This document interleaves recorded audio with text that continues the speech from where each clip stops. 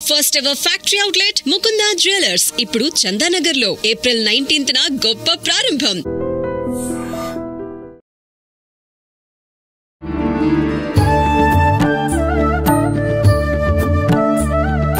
నమస్కారం, welcome to I dream. ధర్మ మార్గం విత్ విజిత కార్యక్రమానికి స్వాగతం. అయితే విశ్వ నియమాలను విశ్వవ్యాప్తం చేయడమే ఆవిడ ఆశయంగా పెట్టుకున్నారు వారే లక్కరాజు నిర్మలమ్మ గారు. ఇప్పుడు వారితో మాట్లాడి మనం మరిన్ని విషయాలు తెలుసుకునే ప్రయత్నం చేద్దాం. అమ్మ నమస్తే. నమస్తే అమ్మ, అక్షయ తృతీయ. అక్షయ తృతీయ అనగానే ఆడవాళ్ళందరం కూడా బంగారం కొనుక్కోవాలని చెప్పి తెగ ఉత్సాహంగా ఉంటాం. నిజంగా ఆ రోజున బంగారం కొనాలా? అసలు చేయవలసిన విధి విధానాలు ఏంటో తెలియజేయండి అమ్మా. అక్షయ అంటే క్షయం కాకుండా ఉండేది, అంటే కరిగిపోనిది, అంటే మిగులుగా ఉండేదాన్ని అక్షయ అంటారు. అక్షయంగా ఉండే కాలం అనుక్షణం భ్రమణంలో క్షయమైపోతుందని ఒక కవిత రాశాను ఒకసారి. అనుక్షణం భ్రమణంలో క్షణం అనుభవం కోసం నిరీక్షించే జీవితం విచిత్రం అని. ప్రతిదీ క్షణమే అనుభవించేది. మనం అనుభవించేది పాస్ అయ్యావు ఒక క్షణమే ఆనందం, ఇల్లు కట్టుకున్నావు ఒక క్షణమే ఆనందం, భార్యాభర్తల కలయిక సెక్స్ ఒక క్షణమే ఆనందం, యుఎస్ వెళ్ళాము ఆనందం, ఏదో ₹1,00,00,000 వచ్చాయి క్షణమే ఆనందం, ఇల్లు కట్టుకున్నాం. అలా ప్రతిదీ కూడా క్షణమే. కానీ అక్షయంగా నిలబడే కాలం అనేది అక్షయంగా ఉంటుంది అనేది దాని భావన.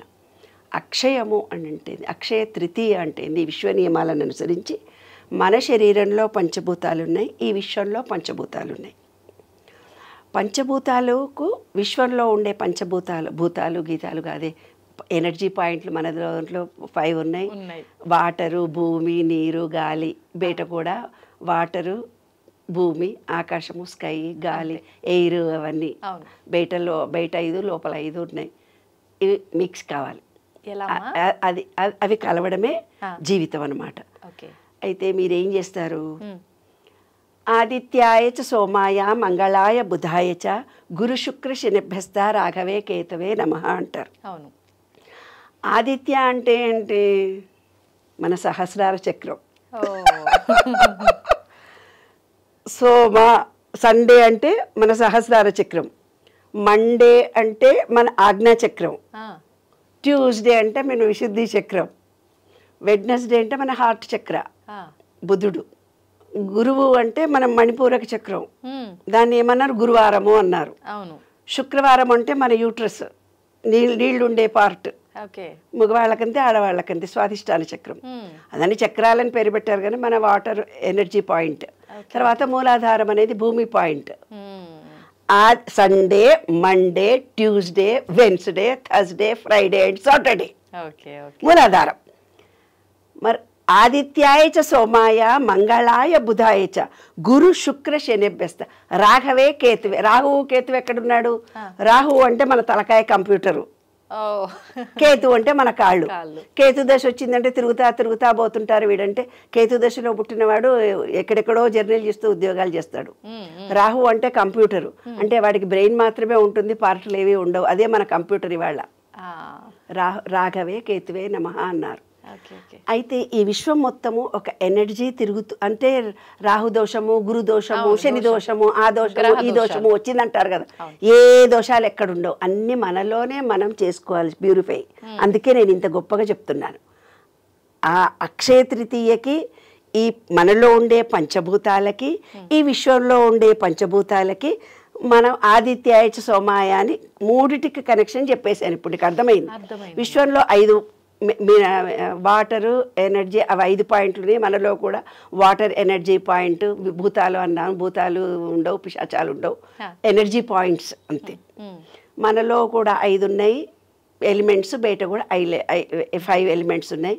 నవగ్రహాలు అంటే నేను చెప్పాను, ఆదిత్యాయ సోమ మంగళ అంటే మన శరీరంలో ఉండే పార్టులు అన్నిటికీ లింక్ కలిగించడం.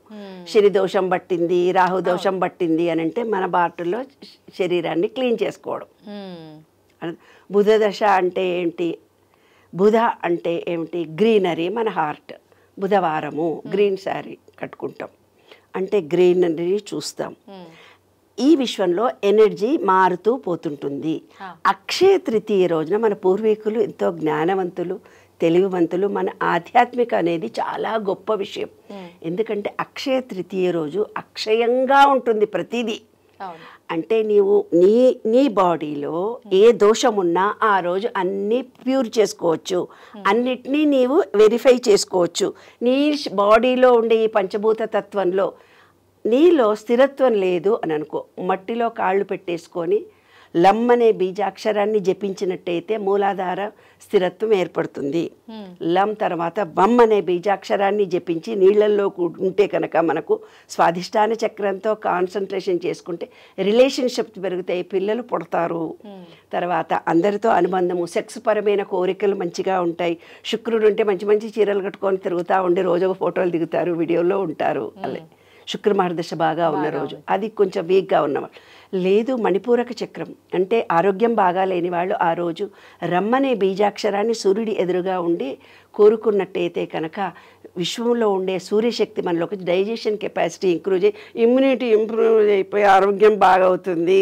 అనాహత చక్రంలో ఉండి నేను నాది అని ఎవరు లవ్ లేదు, నాకు ప్రేమ లేదు, అందరితో లోన్లీగా ఉన్నా, నేను బాధపడుతున్నాను అంటారు కదా, వాళ్ళ విశ్వంలోకి వెళ్ళి అంత విశ్వ చైతన్యాన్ని నేను పొందుతున్నాను. లం వం రం హమ్ అనే బీజాక్షరం, హమ్ అనే బీజాక్షరాన్ని జపించుకుంటూ వెళ్తే గనక మనకు ప్రేమ కృతజ్ఞత అన్నీ లభిస్తాయి. ప్రేమించుకోవాలి నేను ఎవరినన్నా అనుకున్నోళ్ళు ఇది మంచి అవకాశం. ఆ రోజు హ్యాపీగా విశ్వంలోకి వెళ్ళిపోయి ఐ లవ్ యూ డార్లింగ్ అనుకోండి, మీ డార్లింగ్స్ అంతా మీకు ప్రేమిస్తారు. ఎం అనే బీజాక్షరాన్ని జపించి అనంత విశ్వ చైతన్యంలో గ్రీనరీలో కూర్చొని మమేకమైపోయి ఈ విశ్వం నాతో ఉంది, నేను విశ్వంతో ఉన్నా, అందరిని మనసారా ప్రేమిస్తున్నాను, కృతజ్ఞతతో ఉన్నాను అనుకోవాలి. తర్వాత ఇది యం బీజాక్షరం, ఇది శబ్దశక్తి. నాకు మాటలో కమ్యూనికేషన్ లేదు, మాట్లాడితే నాకు మాట విలువ పెట్టడం లేదు. ఆ విశ్వంలో ఉండే బ్లూ కలర్ను చేస్తూ ఎమ్మనే బీజాక్షరాన్ని జపించినప్పుడు మాటకు విలువ గౌరవం పెడుతుంది. ఇదమ్మా అక్షయ తృతీయ అంటే. ఆజ్ఞా చక్రం అంటే ఇది, అంటే స్థిరత్వం లేకపోవడము, మనిషి మీద నమ్మకం లేకపోవడం. ఓం అనే బీజాక్షరాన్ని విశ్వంలో ఉండి ఓం అని 108 times మీకు ఏ దేవుడు ఇష్టమైతే ఆ దేవుడు ముందుండి ఓ చూడు నేను ఎలా అంటాను అలా అనాలి.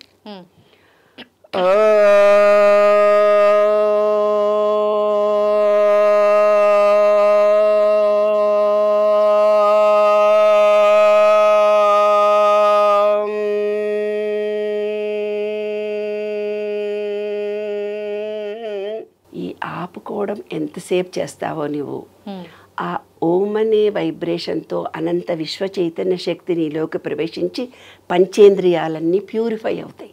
మాటలు రాని వాళ్లకు మాటలు వస్తాయి, బాడీలో మన చక్రాలన్నీ యాక్టివేట్ అవుతాయి, చూపులో మార్పు కలుగుతుంది, మాటలో మార్పు కలుగుతుంది, వాసనలో నోస్లో సైనసెస్ లాంటివి ఉంటే పోతాయి, ఇయర్ ప్రాబ్లమ్స్ పోతాయి.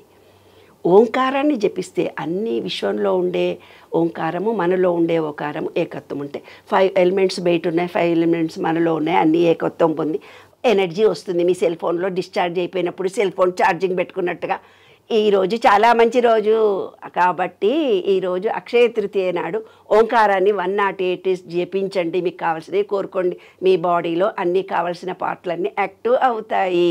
కానీ అమ్మ బంగారం కొనడం ఇదంతా అంటుంటారు కదా, మరి అదంతా బంగారము అనేది ఎనర్జీ. ఏమ్మా మీ బాడీనే మీకు సరిగ్గా లేదు ఆరోగ్యం, మీ మనసే సరిగ్గా లేదు, ఎవడో ఇబ్బంది పెడుతున్నాడు, ఇవి ముఖ్యమా అవి ముఖ్యమా? డబ్బు కూడా మనకు కావాలి, కానీ ఆడవాళ్ళకి లేదు. నాకు చాలా ఇష్టం, నాకు కూడా ఇష్టం, అమ్మో డబ్బు అంటే కూడా నాకు చాలా ఇష్టం. శరీరం అనేది మొదలు, తర్వాత డబ్బు ఎనర్జీ. ఆ ఎనర్జీ లెవెల్ నీకు ఉండాలంటే నీ బాడీలో ఎనర్జీ ఉంటేనే ఆకర్షిస్తుంది, లేకపోతే డబ్బును ఆకర్షించలేవు. డబ్బు కంటే బంగారం ఇంకా గొప్పది. ఈ శరీరము డబ్బు నీ దగ్గర ఉంటే తప్ప బంగారాన్ని ఆకర్షించే ఎనర్జీ లెవెల్ నీకు పెరగదు. కాబట్టి ఈ అనంత విశ్వ చైతన్యంలో ఎనర్జీ మారుతూ పోతుంటుంది. నీలో ఎంత పాజిటివ్ ఎనర్జీ ఉంటే అంత బంగారాన్ని నువ్వు కొనుక్కోగలవు. నీ పాజిటివ్ ఎనర్జీ ఎంత ఉంటే అంత డబ్బుని నువ్వు ఆకర్షించగలవు.